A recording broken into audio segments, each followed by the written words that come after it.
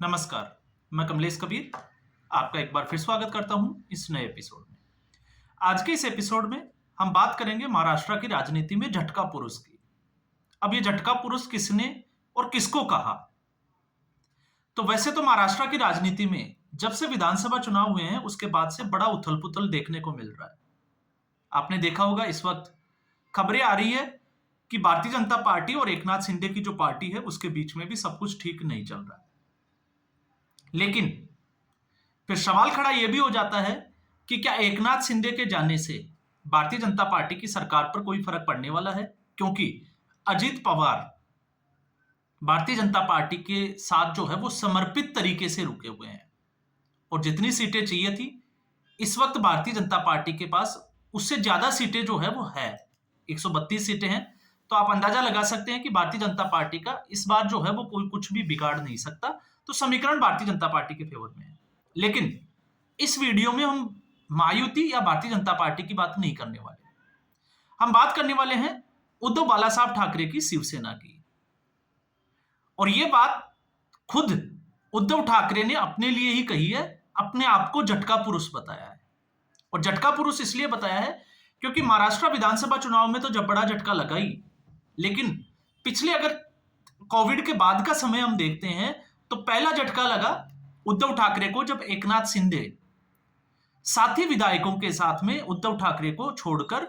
और अपनी शिवसेना बनाई। और उस शिवसेना में आपने देखा कि उद्धव ठाकरे से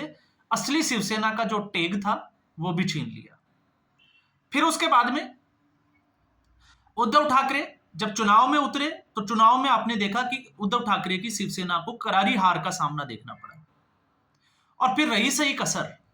उद्धव ठाकरे के नेता जो है वो असंतोष के कारण पार्टी छोड़कर एकनाथ शिंदे के साथ जाते हुए दिखाई दे रहे हैं। और अब भी अंदरूनी तौर से जो है वो कुछ नेता बगावत पे उतरे हुए हैं या वो पार्टी की जो आलाकमान है उससे असंतोष जाहिर कर चुके हैं। अब ऐसी स्थिति में जब हम ये कहते हैं, इससे पहले मैंने एक वीडियो बनाया था और उस वीडियो को एक्चुअल में वो वीडियो जो था वो था संजय गुप्ता का। संजय गुप्ता जो शिवसेना की तरफ से लोकसभा का चुनाव भी लड़ चुके थे दिल्ली में, उनको पार्टी ने प्रवक्ता बनाया था। और जब उनका इंटरव्यू एक दूसरे यूट्यूब चैनल जो शायद आई थिंक वीके न्यूज के नाम से है उसके ऊपर पूरा जो है वो एक इंटरव्यू हुआ था, उस इंटरव्यू में जिस तरीके से उन्होंने प्रियंका चतुर्वेदी को हुई कटघरे में खड़ा कर दिया था और वो कंट्रोवर्सी मुझे लगता है कि शायद अभी भी चल रही है। प्रियंका चतुर्वेदी पहले कांग्रेस में थी और फिर उसके बाद में शिवसेना में चली गई थी, लेकिन मुद्दा उठा कि आदित्य ठाकरे के साथ उनकी करीबी, और बीच में यह भी खबर आई थी और खबर नहीं थी वो सच्ची बात थी कि वो बाहर घूमने भी गए थे। तो लगातार जो है वो गुलाबी ठंड को लेकर या कई बार जो है वो और भी तरीके से जो है वो आदित्य ठाकरे को कटघरे में खड़ा किया गया। लेकिन आरोप जो है वो बड़ा ये लगा कि प्रियंका चतुर्वेदी ने आदित्य ठाकरे को अपने कब्जे में कर रखा है। और इसीलिए संजय गुप्ता ने कहा था कि मातोश्री में प्रियंका चतुर्वेदी की जो पहुंच है वो बेडरूम तक है। कहने का मतलब है कि वो ठाकरे परिवार की इतनी करीबी है कि वो कभी भी जो है वो बेडरूम और किचन तक आ जा सकती है। लेकिन उसका जो है वो तरीके से, क्योंकि आप समझ सकते हो जो सच्चाई है वो सच्चाई है। और इसी के बाद से जो है वो पार्टी का बेड़ागर्क शुरू हुआ, तो उसको भी लोग जो है वो जोड़कर देख रहे हैं कि प्रियंका चतुर्वेदी के आने के बाद में शिवसेना का बंटाधार शुरू हो गया। आनंद फानन में आदित्य ठाकरे ने संजय गुप्ता के खिलाफ टिप्पणी भी की और उनको जो है वो पार्टी का बाहर का रास्ता दिखा दिया। लेकिन अब दूसरे प्रवक्ता की बात करता हूं मैं, किशोर तिवारी। इस बार जो है वो किशोर तिवारी ने ये मुद्दा उठाया और वही हाल हुआ जो संजय गुप्ता का हुआ। किशोर तिवारी आपने देखा होगा बुजुर्ग से हैं जो शिवसेना के प्रवक्ता के रूप में मीडिया चैनल्स के ऊपर आते हैं, और उन्होंने साफ तौर से जो है वो आरोप लगा दिए पार्टी के कुछ नेताओं के ऊपर, जिसमें संजय राउत, विनायक राउत, अरविंद सावंत, उनके ऊपर तो जो है वो संजय राउत और अरविंद सावंत के ऊपर लगातार जो है वो समय के साथ ऐसे आरोप जो है वो लगते आए हैं, और मिलिंद नार्वेकर। और किशोर तिवारी का मानना है, किशोर तिवारी का भी नहीं, राजनीतिक विश्लेषकों का भी यह मानना है कि इन लोगों ने मातोश्री और सेना भवन दोनों के ऊपर कब्जा कर रखा है। उद्धव ठाकरे को अंधेरे में रखा जाता है और फिर उसके बाद में उद्धव ठाकरे को जैसे मर्जी जो है वो एडवाइस दी जाती है, और इसके पीछे कहीं ना कहीं इन्हीं लोगों का हाथ है। और यही एक वजह है कि पार्टी के जो जनाधार वाले नेता है वो लगातार पार्टी छोड़कर जा रहे हैं। और संजय राउत के ऊपर आपने देखा, जब से संजय राउत ने कमान संभाली है, चाहे वो सामना की हो या फिर स्पोक्स पर्सन की, तो आपने देखा होगा उसके बाद में जिस तरीके से उनके बोल वचन है, अहंकार की जो भाषा है, वही उद्धव ठाकरे की मुसीबत बनती जा रही है। और बीच में तो खबर ये आई थी कि कुछ पार्टी के नेता तो इस कदर नाराज थे कि उन्होंने संजय राउत से उद्धव ठाकरे के ही घर में एक कमरे में ले जाकर जो है वो उनके कपड़े फाड़े या मारपीट की गई, इस तरीके की खबरें आई थी। सच्चाई क्या है वो तो किसी को पता नहीं है, लेकिन नाराजगी जरूर है, क्योंकि देर सवेर शिवसेना के ही कुछ नेता जो है वो इसके ऊपर बोलते हुए नजर आते हैं। और आज भी जो सांसद और जो एमएलए उद्धव ठाकरे के साथ खड़े हैं, उनमें से ज्यादातर का यह मानना है कि भारतीय जनता पार्टी को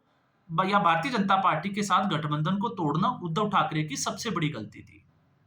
उनको यह गलती नहीं करनी चाहिए थी, और आज भी वो ये चाहते हैं कि उनका नेचुरल जो अलायंस पार्टनर है वो भारतीय जनता पार्टी है, और उनको भारतीय जनता पार्टी के साथ वापस आ जाना चाहिए। अब ये कब होगा कब नहीं होगा ये हम जो है वो अभी चर्चा का विषय नहीं है, लेकिन इस वक्त चर्चा का विषय यह है कि भारतीय जनता पार्टी ने जिस तरीके से बीएमसी के चुनाव अब सामने हैं, और बीएमसी के चुनाव में अकेले चुनाव लड़ने की घोषणा कर दी है। अब ऐसी स्थिति में उद्धव ठाकरे ने भी उधर जो है वो गठबंधन में चुनाव लड़ने की जो है वो परिस्थिति को नकार दिया कि वो गठबंधन में चुनाव नहीं लड़ेंगे। तो अब उद्धव ठाकरे की जो बची हुई साख है, अब बची हुई साख में इसलिए कह रहा हूं क्योंकि अब तक 1995 के बाद से या राम मंदिर का जो आंदोलन चला था उसके बाद से शिवसेना और भारतीय जनता पार्टी कहीं ना कहीं जो है वो साथ ही खड़ी दिखाई देती है। और तब से लेकर अब तक लगभग 25 साल तक जो है वो बीएमसी पे एक तरफा राज रहा है शिवसेना का। लेकिन इस बार शिवसेना के जिस तरीके से नेता एक के बाद एक पार्टी छोड़कर जा चुके हैं, तो उससे शिवसेना और उद्धव ठाकरे दोनों को जो है वो इस बात का जरूर एहसास है कि इस बार हो सकता है कि बीएमसी के चुनाव में बीएमसी भी उनके हाथ से निकल जाए। और अगर निकाय के चुनाव में अगर शिवसेना जो है उसको उसी तरीके से हार का सामना देखना पड़ सकता है जिस तरीके से महाराष्ट्र के चुनाव में देखना पड़ा था, तो फिर शिवसेना की जो स्थिति है राजनीतिक तौर पर महाराष्ट्र में जो स्थिति है वो इससे भी और ज्यादा कमजोर हो जाएगी, और लगभग 5 से 6 या 7 एमपी या 8 एमपी तक ये संख्या जा सकती है कि वो शिवसेना को छोड़कर अपने आप को भारतीय जनता पार्टी में ही विलय कर दें। और ऐसी स्थिति में फिर आप समझ सकते हो कि शिवसेना का जो राजनीतिक कैरियर है उसका क्या होगा। तो यहां पर संजय राउत तो वैसे भी जो है वो थमने का नाम नहीं ले रहे, क्योंकि कंगना रनौत की कंट्रोवर्सी तो हम सबने देखी थी, लेकिन अब जिस तरीके से वो शरद पवार को भी कटघरे में खड़े करता हुआ दिखाई देते हैं, इससे पहले कांग्रेस पार्टी को, तो कांग्रेस पार्टी को तो वैसे भी इंडिया अलायंस जो है वो इस वक्त एक्सेप्ट ही नहीं कर रहा, लेकिन इस बीच और शरद पवार को इसलिए क्योंकि शरद पवार राजनेता से ज्यादा एक बिजनेसमैन की भूमिका में रहते हैं। और आपने देखा होगा जिस तरीके से शरद पवार पाला पलटने में माहिर है और बिजनेसमैन से उनका रिश्ता है, तो उसी से आप अंदाजा लगा सकते हैं कि शरद पवार अभी जो है वो एकनाथ शिंदे को जहां सम्मानित किया गया उसमें जब पुरस्कार देने की बात आई तब भी वो मंच पे थे, और फिर एक और जो है वो फुटेज सामने आया जब प्रधानमंत्री नरेंद्र मोदी के साथ वो खड़े थे, और फिर प्रधानमंत्री ने जो है वो उनका आवभगत की, उनसे बातचीत की, जो भी घटनाएं थी, और उसको लेकर भी जो संजय राउत है वो लगातार शरद पवार के ऊपर ही जो है वो सवाल खड़े कर रहे हैं। तो संजय राउत जिस तरीके की भाषा का इस्तेमाल करते हैं, तो शिवसेना का जिस स्तर पर लेकर आए हैं, तो उससे तो साफ तौर से यही लगता है। तो फिर सवाल खड़ा ये हो जाता है, पहले संजय गुप्ता और अब किशोर तिवारी, क्या ये दोनों नेता, क्योंकि किशोर तिवारी ठीक है, संजय गुप्ता को हम एक बार साइड कर देते हैं, किशोर तिवारी अनुभवी है नेता, इसके अलावा उनका अनुभव के साथ साथ उनकी उम्र का तकाजा, और वो उस समय से जुड़े हुए हैं जब से बाला साहब ठाकरे के पास जो है वो शिवसेना की कमान हुआ करती थी। और अब जब उनको इस तरीके से पार्टी से निष्कासित किया जाता है, तो इस बात पर साफ तौर से मोहर लग जाती है कि शिवसेना में सब कुछ ठीक नहीं चल रहा है। और इसीलिए मैंने कहा है कि उद्धव ठाकरे ने अपने आप को झटका पुरुष कहा है, और उससे बचने के लिए किशोर तिवारी के निष्कासन के साथ ही 20 फरवरी को जितने भी जो सांसद थे शिवसेना के, उनके साथ उद्धव ठाकरे ने मीटिंग की है, और अब खबर यह है कि 25 तारीख को उद्धव ठाकरे अपने बाकी के जो विधायक हैं उनकी राय जानने के लिए 25 फरवरी को मीटिंग करने जा रहे हैं। उसमें क्या निकल कर आता है वो तो 25 फरवरी, क्योंकि कल है ये, तो कल ये मीटिंग होने वाली है और उसके बाद में ही खबर निकल के आएगी कि विधायकों में असंतोष का जो जिसको कहें कि प्रतिशत या ग्राफ जो है वो कहां तक है और विधायक क्या चाहते हैं,